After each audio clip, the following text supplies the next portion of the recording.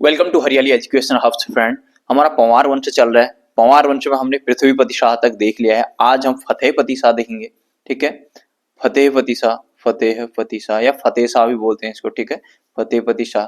जो साथी नए हैं तो पिछले वाली वीडियो में जाइएगा, वहां से आप लोगों का कनेक्शन बनेगा। ठीक है, फतेह शाह को देखने वाले हैं आज हम। देखिए, फतेह शाह की अगर हम कार्यकाल की, इसका टेन्योर की बात करें तो 1664 से लेकर 1716 तक कार्यकाल रहा। ठीक है, इसकी एज उस टाइम में 33 बताई गई है, 33 ईयर बताई गई है। ठीक है, अब ये पता कहां से चलता है? फतेह शाह का शिवाजी और गुरु गोविंद सिंह की भांति घोड़े में बैठा हुआ एक चित्र प्राप्त होता है, जिसमें फतेह शाह की आयु क्या बताई गई है? ये 33 वर्ष बताई गई है। ठीक है, इसमें घोड़े में बैठा हुआ एक चित्र मिलता है, घोड़े में बैठा हुआ चित्र मिलता है, जिसमें किसकी तरह घोड़े में बैठे हैं? शिवाजी की तरह। शिवाजी मराठे पढ़ेंगे जब, वहां पढ़ेंगे। तथा गुरु गोविंद सिंह की तरह। ठीक है, इतना ध्यान रखना। ठीक, तो उसमें बताई गई है एज इसके 33 वर्ष। ठीक है, समकालीन अगर बात करें, समकालीन शासक कौन हुए थे? समकालीन शासक अगर हम चंद में बात करें तो बाज बहादुर चंद से शुरू करेंगे। बाज बहादुर चंद, उद्योग चंद,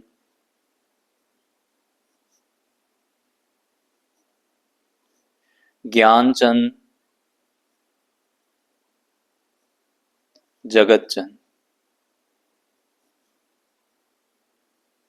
ठीक, ये ज्ञानचंद ना, यहां से वो मैंने बताया था कि जो स्वर्ण मुद्रा उठा लाता है नंदा देवी की, अभी मैं बताऊंगा, मैंने चंद्रवंश में भी पढ़ाया था, वो यही वाला तो है।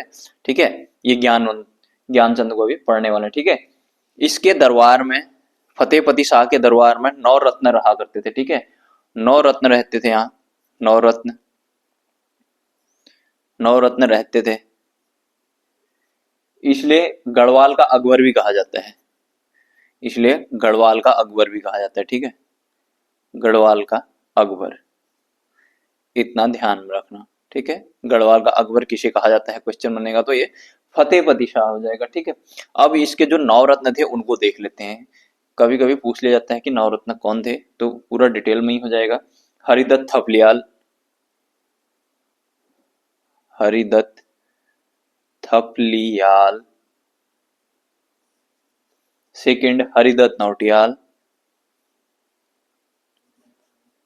हरिदत्त नौटियाल। सुरेशानंद बर्थवाल, सुरेशानंद बर्थवाल। शशिधर डंगवाल, शशिधर डंगवाल। खेतराम धसमाना, खेतराम धसमाना। ठीक, छठा देखेंगे रुद्रीदत्त किमोठी, रुद्रीदत्त किमोठी। दिख रहा होगा ना, अब देखेगा, रुद्रीदत्त किमोठी। उसके बाद सहदेव चंदोला, यहां लिख देता हूं मैं 7वां, सहदेव चंदोला। 8वां हो गया वाशवानंद बहुगुणा, वाशवानंद बहुगुणा। ठीक, 9वां हो जाता है कीर्तिराम। ये 9 रत्न हुआ करते थे, इसलिए गढ़वाल का अकबर भी कहा जाता है। ठीक है, इतना ध्यान रखना। ये 9 रत्न हुआ करते थे, क्योंकि अकबर के शासन में भी हम देखेंगे, अकबर के दरबार में भी 9 रत्न हुआ करते थे ना, तो इसलिए 9 रत्न यहाँ पर इसके शासन में भी होते थे, इसलिए इसको गढ़वाल का अकबर कहा जाता था। ठीक है, इतना ध्यान में रखना। इसके बाद फिर कुछ रचनाएं देख लेते हैं, कुछ प्रमुख पुस्तकें देख लेते हैं। देखिएगा, ये फतेहपति शाह बहुत ज्यादा इंपॉर्टेंट है, यहाँ से रचना पुस्तकों से क्वेश्चन बनने की बहुत ज्यादा संभावना बन जाती है। ठीक है, ओवरऑल में सारी चीजें लेके चल रहा हूँ। ठीक है, तो इस चीज को जरा फोकस करके ही चलना। ठीक है, प्रमुख पुस्तकें देख लेते हैं कुछ।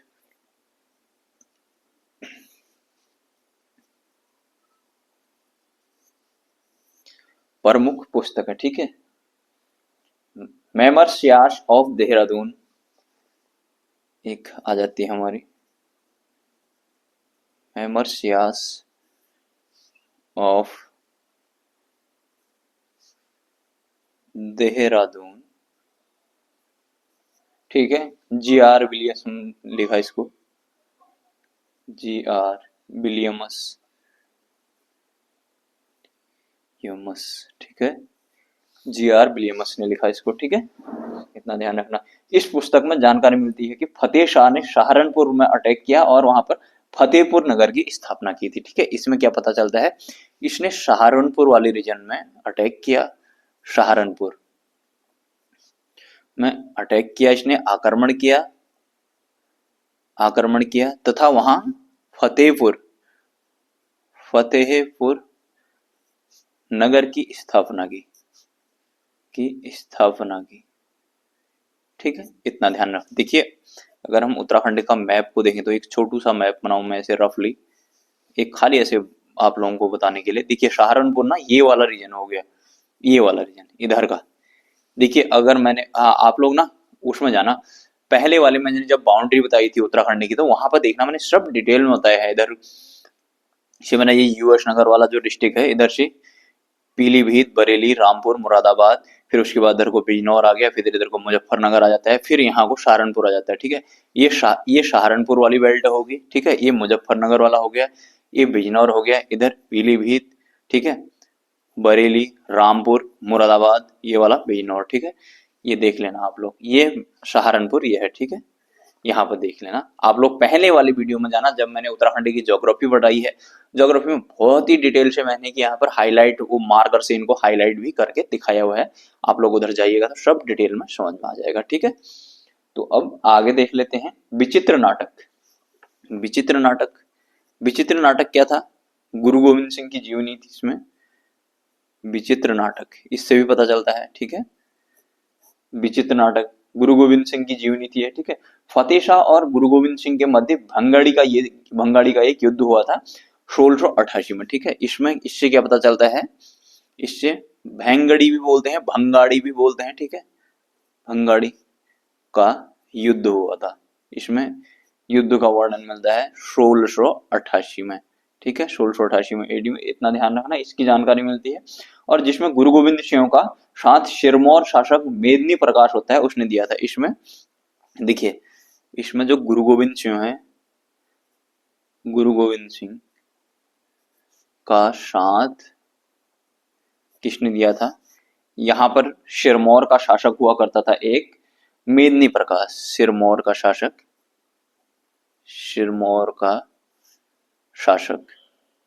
मेदिनी प्रकाश हुआ करता था, मेदिनी प्रकाश,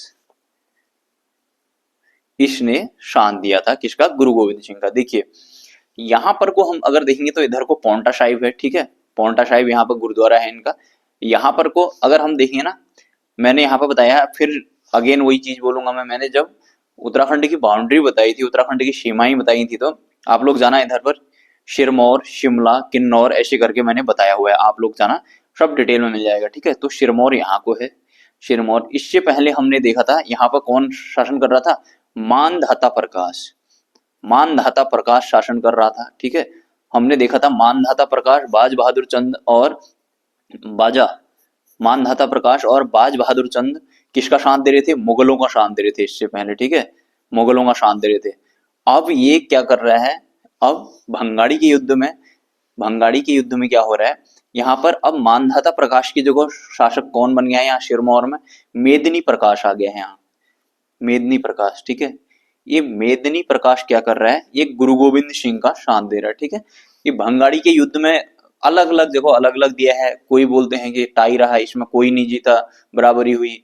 इसमें कहा जाता है कि गुरु गोविंद सिंह जीत गए थे, किसी में कहा जाता है कि ये फतेह शाह जीत गया था, लेकिन फाइनली ये हुआ कुछ नहीं, कोई नहीं जीता था, इसमें लगभग बराबरी का गेम रहा। ऐसा आएगा नहीं, भंगाड़ी का युद्ध कहाँ हुआ आ सकता है, 1600 अगर इसका टाइम पूछ सकता है, ठीक है। कौन जीता कौन हारा ऐसा पूछेगा नहीं, जो कंट्रोवर्शियल होते हैं ना उनको पूछते नहीं है, ठीक है।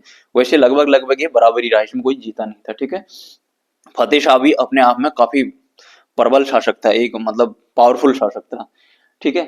उसके बाद व्रत कौमुदी देख लेते हैं, ये मतीराम की थी, व्रत कौमुदी, व्रत कौमुदी ये मतीराम की थी, मतीराम। ठीक है। गढ़वाल का स्वर्णकाल कहा था इसमें, इसमें फतेह शाह के काल को क्या कहा था, गढ़वाल का स्वर्णकाल। ठीक है, इस मतीराम ने कहा था गढ़वाल का स्वर्णकाल। और चंदों में स्वर्णकाल हमने किसके शासन को कहा था, जगत चंद के शासन को। ठीक है, ध्यान में रखना, ऐसे कोरिलेट करके चीजों को याद रखना। ठीक है। फतेह शाह, फतेह शाह रतन कवि ने लिखा था, छेमराज भी बोलते हैं। फतेह शाह, फतेह शाह, इसको रतन कवि ने लिखा था, रतन कवि, इसको छेमराज भी बोलते हैं, छेमराज। ठीक है। देखिए ये फतेह फतेह जो है ना, इसके बारे में, इसके शासन की बड़ी वो की जाती है, प्रशंसा की जाती है। तो इसमें कहा जाता था, दूर अतीत के इतिहास का स्वर्ण युग मानो पुनः गढ़वाल में साकार हो उठा। इतनी शांति व सुरक्षा है कि लोग घरों में ताले तक नहीं लगाते। इसको मैं आप लोगों को ये पूछ सकता है, एज इट इज ऐसे ही आके पूछ सकता है किसका है, किसके बारे में है करके। ठीक है, इसको मैं लिख देता हूं आप लोगों के लिए। दूर अतीत के इतिहास में, दूर अतीत के इतिहास में, दूर अतीत के इतिहास में, या इतिहास का स्वर्ण युग, इतिहास का स्वर्ण युग, इतिहास का स्वर्ण युग मानो पुनः गढ़वाल में आकर, मानो पुनः गढ़वाल में, या गणराज्य भी लिखा है इसको, गणराज्य, गणराज्य में साकार हो उठा, साकार हो उठा, साकार हो उठा। इतनी शांति और सुरक्षा है कि घरों में ताले तक नहीं लगाते। इतनी शांति एवं सुरक्षा है कि घरों में ताले तक नहीं लगाते। ठीक है, इसको ध्यान में रखना। ठीक है, पहले फुल स्टॉप फिर ये आएगा। ठीक है, ये चीज इसके बारे में, किसके, फतेह शाह के शासन के बारे में ये चीज कही गई है। ठीक है, आगे हम शेर शाह सूरी के बारे में जाएंगे, तो हम जब इंडियन हिस्ट्री पढ़ेंगे तो वहां पर मुगलों में शेर शाह सूरी, हुमायूं के बाद शेर शाह सूरी को देखेंगे तो हम वहां पर भी ये चीज आएगी। ठीक है, उसका भी बहुत जबरदस्त शासन था। ठीक, ये हो गया हमारा फतेह शाह। यहाँ से क्वेश्चन बनने की संभावना बहुत ज्यादा रहती है, इनकी पुस्तक वगैरह पूछ लेती जाती है। ठीक है, फतेह शाह कर्ण ग्रंथ था एक, फतेह शाह कर्ण ग्रंथ, फतेह शाह कर्ण ग्रंथ, इसको जटाशंकर, जटाशंकर या इसको जटाधारी भी लिखे रहते हैं, जटाशंकर या जटाधारी भी लिखे रहते हैं। ठीक है, इसकी पुस्तक है। ठीक, फतेह शाह यशोवर्णन रामचंद्र कार्नियाल की है, बहुत ज्यादा इंपोर्टेंट है ये पुस्तक है। फतेह शाह यशो वर्णन, फतेह शाह की यश का वर्णन मतलब रामचंद्र कांडियाल, रामचंद्र कांडियाल, रामचंद्र कांडियाल की पुस्तक है। ठीक है, वृत्त विचार,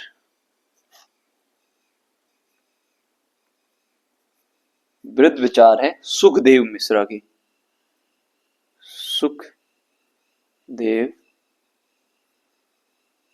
मिश्रा की। ठीक है, मतीराम ने फतेह शाह की तुलना शिवाजी से की थी। ठीक है, मैंने पहले भी बताया था, वो घोड़े वाली की जो मैंने बताई थी, इनका जो चित्र मिला है जिसमें इनकी एज बताई है 33 ईयर। ठीक है, इतना ध्यान में रखना।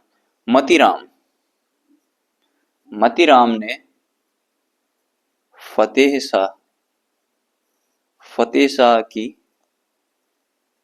तुलना शिवाजी से की है, शिवाजी से की है, ठीक है, इतना ध्यान में रखना। वही घोड़े में बैठी वाली फोटो वगैरह मिलती है ना, इसलिए, ठीक। सिखों के सातवें गुरु हर राय के पुत्र गुरु राम राय यहाँ फतेह शाह के दरबार में देहरादून में आए थे, ठीक है। एक चीज ये भी बहुत इंपॉर्टेंट है, देखिए सिखों के जो सातवें गुरु थे ना, हिस्ट्री में पढ़ेंगे हम सिखों के गुरु, ठीक है, 10 गुरु हुआ करते हैं उनके, 10 यही गुरु गोविंद सिंह थे। सिखों के या सिखों के ऐसे लिख लीजिए, सिखों के सातवें गुरु, सातवें गुरु कौन थे? गुरु हर राय, ठीक है, गुरु हर राय। गुरु हर राय के बेटे थे गुरु राम राय, बेटे गुरु राम राय, गुरु राम राय हुए, ठीक है। गुरु राम राय ने क्या किया? फतेह शाह के दरबार में यहाँ शरण ली थी, ठीक है, फतेह शाह के दरबार में, ठीक है। फतेह शाह के दरबार में तो नहीं बोलेंगे, फतेह शाह के काल में, दरबार लिखना ठीक नहीं है, फतेह शाह के काल में, फतेह शाह के काल में देहरादून आए, ठीक है, दून आए, ठीक है। देहरादून में ने डेरा डाला, इसलिए देहरादून का नाम देहरादून दून हो गया। इस प्रकार से हम कहानियां पढ़ते हैं ना, तो ये देहरादून आए, ठीक है, ये देहरादून आए, ठीक है। तो इनको 3 गांव दान दिए, फतेह शाह ने इनको 3 गांव दान दिए, 3 गांव दान दिए। अब ये 3 गांव कौन कौन से थे, बहुत इंपोर्टेंट है, इनको ध्यान रखना, बहुत ही सरल है। खुड़बुड़ा, राजपुर, चामाशारी, ठीक है। खुड़बुड़ा तो आपको ऐसे ही याद हो जाएगा, खुड़बुड़ा, क्योंकि आगे खुड़बुड़ा का युद्ध आएगा खुड़बुड़ा के मैदान में, ठीक है। खुड़बुड़ा, राजपुर, देहरादून में राजपुर रोड आप लोगों ने देखी होगी, ठीक है, राजपुर, चामाशारी, चामाशारी, ठीक है। ये 3 गांव दान दिए थे, कौन कौन से? खुड़बुड़ा, राजपुर, चामाशारी, इनको ध्यान रखना, खुड़बुड़ा, राजपुर, चामाशारी, ठीक। फतेह शाह ने अष्टकोण रजत मुद्रा तथा मुद्रा लेख जारी किए थे, ठीक है, काफी इंपोर्टेंट हो जाता है। अगले में देख लेते हैं, देखिए फतेह शाह ने क्या किया, फतेह शाह इसने क्या किया? अष्टकोण रजत मुद्रा, अष्टकोण रजत मुद्रा, अष्टकोण रजत मुद्रा, वो मुद्रा लेख जारी किए, रजत मुद्रा, वो मुद्रा लेख जारी किए, ठीक है, जारी किए, इतना ध्यान में रखना, ठीक है। फतेह शाह के काल में ही मैंने जो बता रहा था वो बधानगढ़ पर आक्रमण हुआ, बधानगढ़ का युद्ध हमने जो देखा था, बधानगढ़ पर आक्रमण हुआ था, नंदा देवी की मूर्ति प्रतिमा को ये उठा के ले आया, ठीक है, स्वर्ण प्रतिमा को, और इसने अल्मोड़ा में रख दिया, ठीक है, बहुत ही ज्यादा इंपोर्टेंट है। मैंने जिस चंद में भी बताया था आप लोगों को, देखिए होता क्या है, फतेह शाह, फतेह शाह के काल में क्या करता है, फतेह शाह के काल में, अभी हमने देखा था ना इसके समकालीन, हमने ये भी तो देखा था ज्ञानचंद भी, ठीक है। ये ज्ञानचंद क्या करता है, ज्ञानचंद, ये ज्ञानचंद क्या करता है, बधानगढ़ पर आक्रमण करता है, ठीक है, बधानगढ़, चमोली वाला रीजन हुआ है, बधानगढ़ पर आक्रमण करता है, आक्रमण करता है, ठीक है, तथा यहां से क्या करता है, ये नंदा देवी की स्वर्ण प्रतिमा होती है जो उसको उठा के ले आता है, तथा नंदा देवी की स्वर्ण प्रतिमा को, स्वर्ण प्रतिमा को उठा लाता है, उठा लाता है, तथा अल्मोड़ा में लाके स्थापित कर देता है, अल्मोड़ा में स्थापित कर देता है, ठीक है, स्थापित कर देता है, ठीक। अल्मोड़ा में भी नंदा देवी मंदिर है ना, ठीक, ये बहुत ज्यादा इंपॉर्टेंट है, ठीक है। अल्मोड़ा ले गया, कहने का मतलब क्या हुआ, इसने यहाँ से बधानगढ़ पर आक्रमण किया और यहाँ की जो नंदा देवी की स्वर्ण प्रतिमा थी, जो स्वर्ण मूर्ति थी उसकी, नंदा देवी की, उसको अल्मोड़ा ले आया है, ठीक है। अल्मोड़ा इनकी राजधानी हुआ करती। चंद में, चंद बहुत ही डिटेल में हमने पढ़े हैं, जो साथी नए हैं तो आप लोग जाना चंद में, से बहुत डिटेल में समझाया मैंने, सब समझ में आ जाएगा, ठीक है। दुधौली का युद्ध हुआ था, इसमें ज्ञानचंद वर्ष फतेह चंद, इसमें ज्ञानचंद इसमें भी जीत जाता है, ठीक है, हमने देखा था 1703 से 5 का टाइम देखा जाता है, इसमें दुधौली का युद्ध होता है, दुधौली का युद्ध। देखिए युद्ध से बहुत ज्यादा पूछता नहीं है ना, इसलिए मैं इनके पूरा डिटेल में कौन हारा कौन जीता ये सारी चीजें इसलिए मैं बहुत डिटेल में जान ही रहा हूँ, क्योंकि उसने ये सब चीजें पूछनी है नहीं, ठीक है। तो इसमें ज्ञानचंद मैं बहुत बार इनको बताता हूँ तो कौन जीता कौन हारा कुछ नहीं बताता हूँ, क्योंकि वो पूछेगा ही नहीं ऐसा, ठीक है। क्योंकि ये सारी चीजें कॉन्ट्रोवर्शियल है, क्योंकि पता ही नहीं है किसको किसमें क्या है कैसा है। जैसे लक्ष्मी चंद वगैरह वाला था उसमें क्लियर कट है, तो वो मैंने सब बता दिया था डिटेल में, ठीक है। जो चीजें ये समझना कि मैं क्लियर नहीं बता रहा हूँ तो वो कॉन्ट्राडिक्टरी है, उसमें सब मतलब अलग अलग सोर्स में अलग अलग चीजें लिखी हैं, तो ऐसे में फिर एग्जामिनर खुद ही बचेगा, क्योंकि उन्हीं के ऊपर फिर प्रश्न चिन्ह उठेंगे ना, कि एक तो वो लोग फिर ऑथेंटिक बुक बोलते हैं, खुद ही उस क्लियर नहीं है कि कौन क्या है कैसा है, हर तो उनके ऐसी बेकार सा पेपर बनाते हैं, ठीक है। फतेह शाह, ठीक, इसमें ये ज्ञानचंद जीतता है, इसको फतेह शाह को हरा देता है, ठीक है। ये हो गया हमारा फतेह शाह, काफी डिटेल में हमने फतेह शाह को पढ़ लिया है, ठीक है।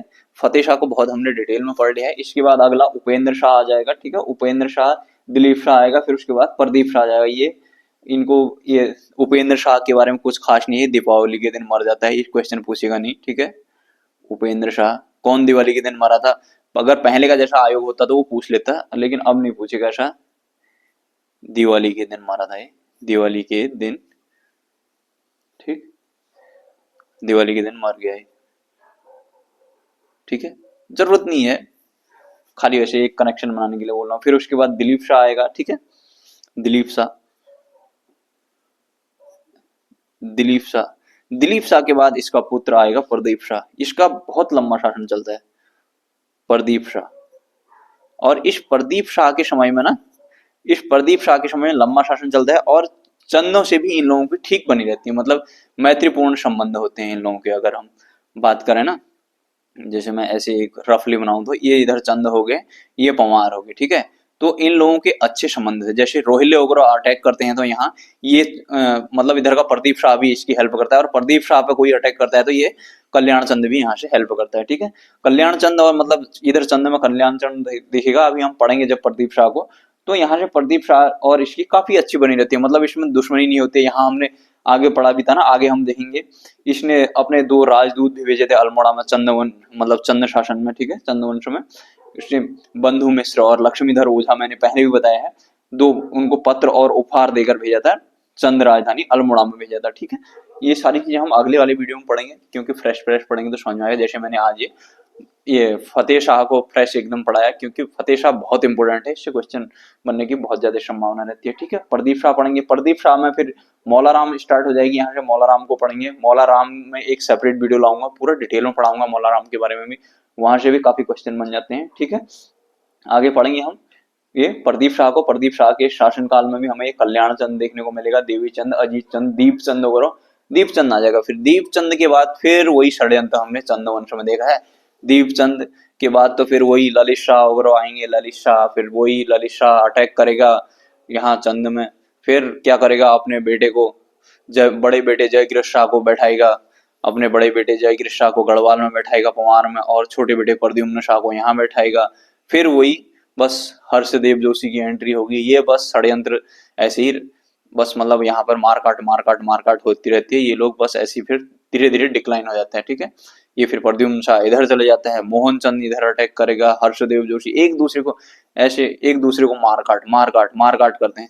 जैसे हम उधर पढ़ते हैं ना हर्षवर्धन के टाइम में, तो हर्षवर्धन की अगर हम इंडियन हिस्ट्री पढ़ेंगे ना, तो वहाँ वो एक एक को मार रहा होता है, एक एक को मार रहा होता है। शशांक को उसको मारेगा तो वो फिर इधर इसको मारेगा, ये इसको मार रहा है तो ये इसको मार रहा है, ठीक है। वहां पर चल रहा होता है जैसे हर्षवर्धन के टाइम में, तो यहाँ पर भी ऐसा चलता है। इसको हम देखेंगे, बहुत डिटेल में समझाऊंगा। मैंने चंदा में भी ये चीजें डिटेल में समझाई है, वही चीज अभी पंवार में भी रिपीट होगी, तो उसको हम देखेंगे वहां पर, ठीक है। मौला राम को बहुत डिटेल में समझाऊंगा मैं, ठीक है। ललित शाह आ गया, फिर ललित शाह के बाद हमारा जयकृष्ण शाह, प्रद्युम्न शाह, पराक्रम शाह, प्रीतम शाह, मैंने बताए थे पूरी डिटेल में, पहले चंद में भी हमने इनको पूरी डिटेल में पढ़ा है।